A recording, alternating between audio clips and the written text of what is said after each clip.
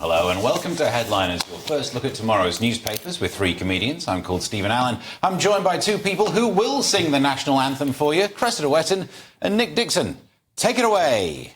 Do you want me to do the verse about frustrate their politics, confound their knavish tricks? I was watching last night, because what else would I do when I'm not here? And I Googled that when you said it. I thought that can't be the real national anthem lyrics. It's so good that after all these years you're still learning from me. That's...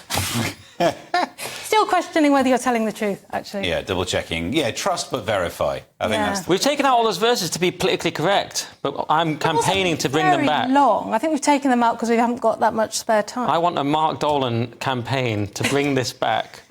Scrap the other verses that people know, just go straight into the... No, have a very long song. The trick one and the slavery one.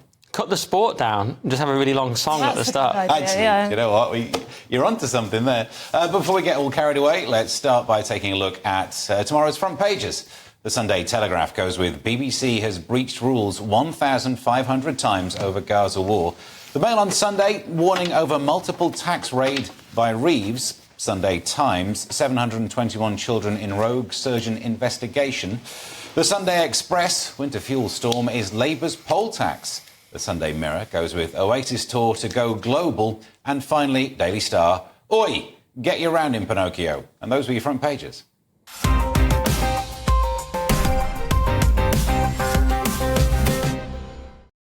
We can dig deeper and have a closer look at the front pages. Cressida, what's on the front page of the Sunday Telegraph?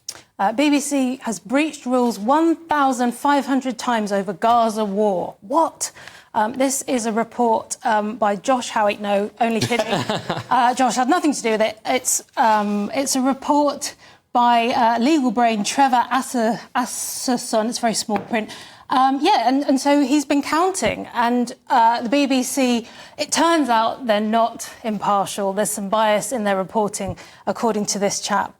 So apparently Israel was associated with genocide 14 times more than Hamas in the corporation's coverage, which is a lot, isn't it? I mean, that's a massive difference, given that we're given to understand that Hamas would like there to be no Israel. Yeah.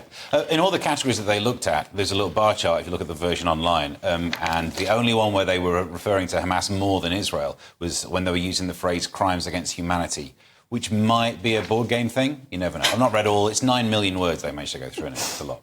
Imagine watching that much BBC. I mean, you've been honest here, but I don't want to diss you. You were the best thing on it. You're the only thing I watched. I recorded all your bits. What was the show called? Skim through it. He didn't watch it, by the way, though. It's AI. They got AI to do this counting. You say you didn't manually do this, Steve. How dare you? Yeah, it's a weird one, isn't it, the BBC and Israel? They're very weird about it. Everyone could see the bias.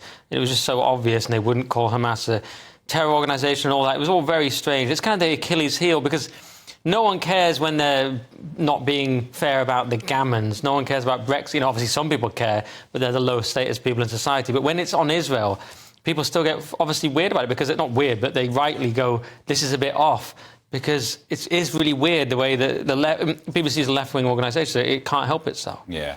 Right, to do my annoying role of, like, bringing in a bit of pushback, it gets us out of trouble, doesn't it? So they've done the AI, and one of the BBC guidelines that was breached was impartiality. However, this is AI just checking for a sentence that might be not impartial, might be partial. If an article or whole piece had due impartiality, it would turn up as 2 fails on the test, but Ofcom will be OK with it. But do you really need AI, Steve? I have eyes and ears. I'm the best AI there is. The AI is not as intelligent as a human. Well, some humans, maybe. Well, then they shouldn't have used an AI to do it, though. Do you know what I mean? The AI... I've done it myself, just manually. Everyone's done it, Steve. Such a Nick Dixon comment. Well, I'm the best AI. Well, AI's not been able to... Well, you say AI's been able to beat human intelligence. That's a heck of a claim. That's one of its jobs, isn't it? Depending on the... We would all be dead by now or enslaved. It hasn't beaten us yet. Look, if I asked ChatGPT to draw me a nice picture of, a clock, it can probably do a better picture than you. So in some ways, it wins. I know we're very much off topic now. It can retrieve a lot of information. Yes, I understand that, but it's just regurgitating from the internet anyway, most of the time. Yeah. And I wrote all that stuff anyway. We all regurgitate from the internet. That's how you win arguments in pubs, by Googling stuff. Right, let's take a look at the Sunday Express, Nick. By all means, winter fuel storm is Labour's poll tax. Starmer faces revolt over shameful cut to pensioner payment.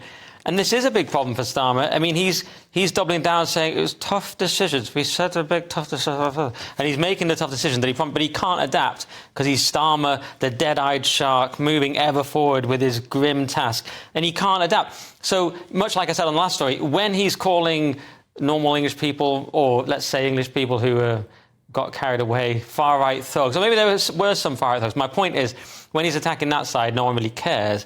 But here he's going after something that left-wing people care about and the whole lefty media cares about, even though the Express isn't really in that category, but even The Guardian are condemning it. So my point is he's annoying his base and he's annoying the sort of lefty establishment by going for the winter fuel, which is optically such a bad idea. And it's a bit like the bedroom tax for the Tories. They're saying it's like the poll tax. I feel it's a bit like the bedroom tax, just bad PR. You can explain it as much as you want and say we have to make these tough decisions for the future, but ultimately it's just a losing policy. Yeah, terrible PR. Yeah, I thought they would have backed off it by now.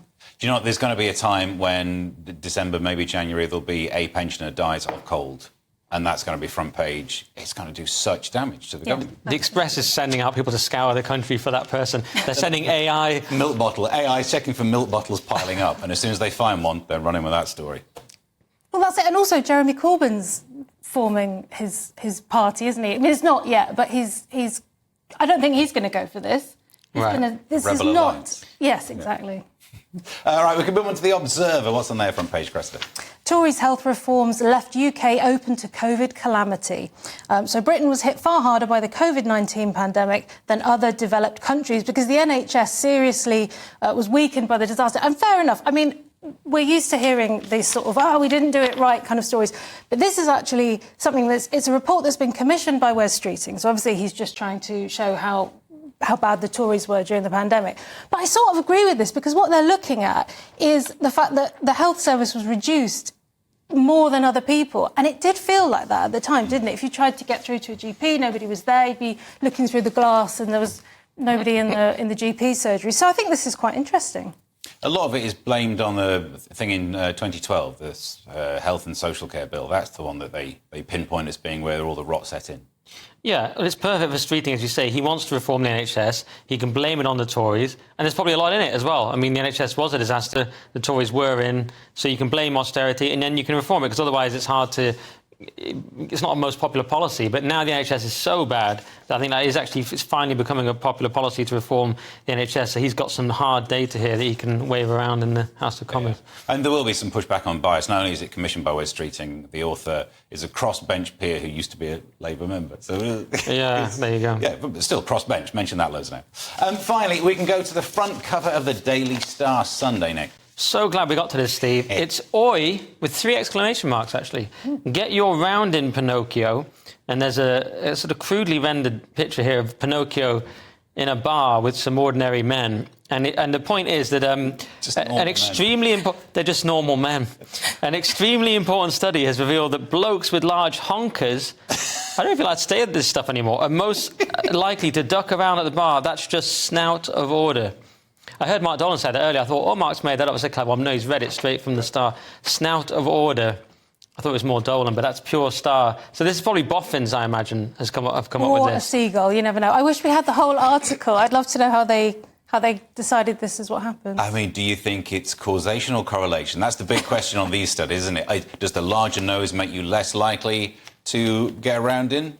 Well, it could be either of those, or it might not be true. That's the third option. Especially if your nose is very long and you're like smelling wine, maybe you get so much enjoyment from the smell alone, you don't feel the need to go and get another round because you're just swilling it around for ages. See, this could be the logic. I've tried to apply logic to this story, Steve. I'm amazed. And you did it as well. I was thinking, Thank you. Utter rubbish. It's another front page of nonsense. You found something in there.